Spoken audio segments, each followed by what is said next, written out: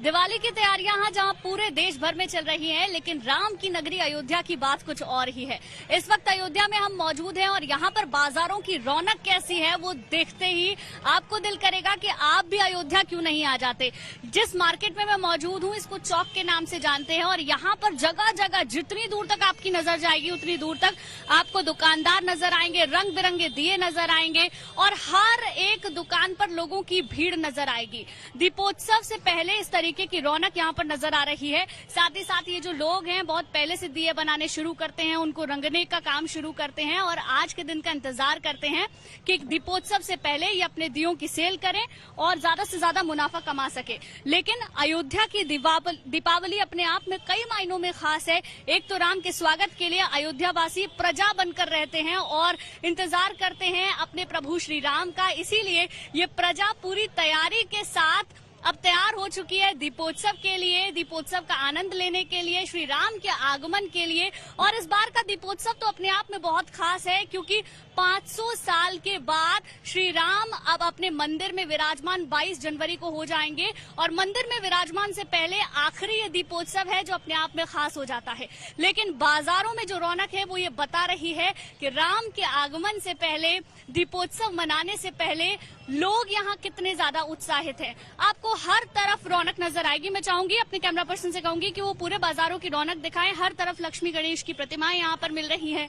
साथ ही साथ मिठाइयों की दुकानों पर भीड़ है, बर्तनों की दुकानों पर काफी भीड़ नजर आ रही है और दिए तो बहुत खूबसूरत यहाँ पर मिल रहे हैं। रंग बिरंगे दिए, घोड़े, घड़ियाल, तमाम तरीके की चीजें यहाँ देखने को मिल रही हैं और लोगों की भीड़ भी है। खील बताशे की दुकान हो या फिर शुभ दीपावली लिखे हुए पोस्टर्स की दुकान हो, हर तरफ आपको रंग नजर आएंगे। और ये है अयोध्या की दीपावली, ये है श्री राम की नगरी जो सज धज कर तैयार हो चुकी है दीपोत्सव के लिए। कैमरामैन अमित के साथ गुंजन दीक्षित, अयोध्या। अयोध्या में इस बार 21 लाख दिए जलाने की तैयारी है, लेकिन उन दियों से अलग भी अयोध्या में कुछ खास तैयारी चल रही है। इस वक्त मैं श्री राम के उस रथ में मौजूद हूं जिसमें श्री राम बैठेंगे सीता माता के साथ और मुख्यमंत्री योगी आदित्यनाथ इस रथ को खींचकर रामकथा पार्क में पंडाल तक ले जाएंगे और वहां उनका राज्याभिषेक होगा। इस रथ के साथ साथ कुछ और खास झांकियां भी हैं जिसमें कि पूरे रामायण को चरितार्थ करने की कोशिश की गई है। चलिए आपको वो खूबसूरत तस्वीरें दिखाते हैं जो इन कारीगरों की मेहनत से कल साकार होने वाली है।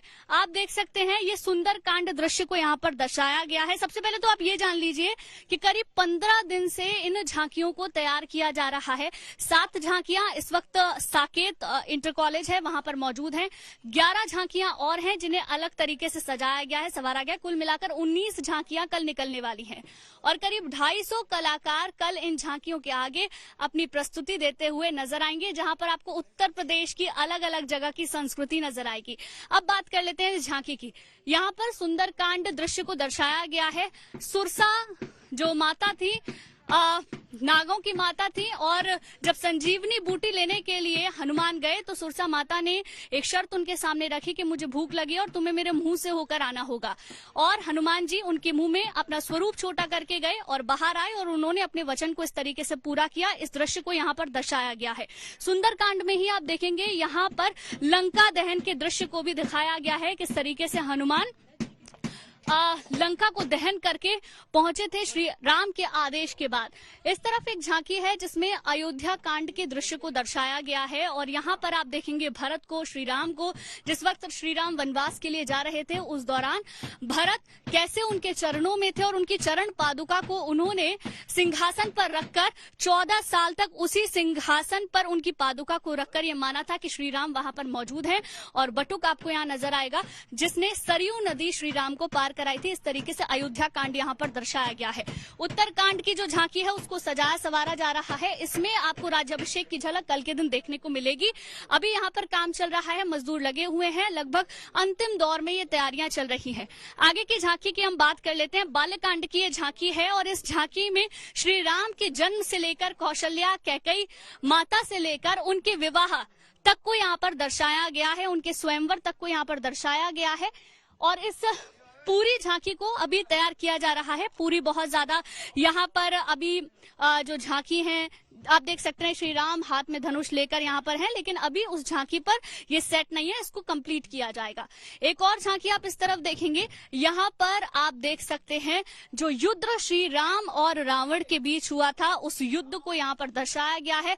दशानन रावण आपको नजर आएंगे, उस दृश्य को यहाँ पर इस झांकी के तौर पर दर्शाने की कोशिश की गई है। एक और झांकी यहाँ पर है, उसके बारे में भी थोड़ा सा हम समझते हैं। रामायण में आपने ये देखा होगा कि जब वनवास पर श्री राम और सीता माता रहते हैं, लक्ष्मण भी उनके साथ जाते हैं, और रावण की बहन सुपर्णखा जब लक्ष्मण के पास आती हैं तो लक्ष्मण उनकी नाक काट देते हैं। उस दृश्य को यहाँ पर दर्शाने की कोशिश की गई है। यानी कि कुल मिलाकर पूरी रामायण को यहाँ चरितार्थ करने की कोशिश की गई है इन झांकियों की मदद से।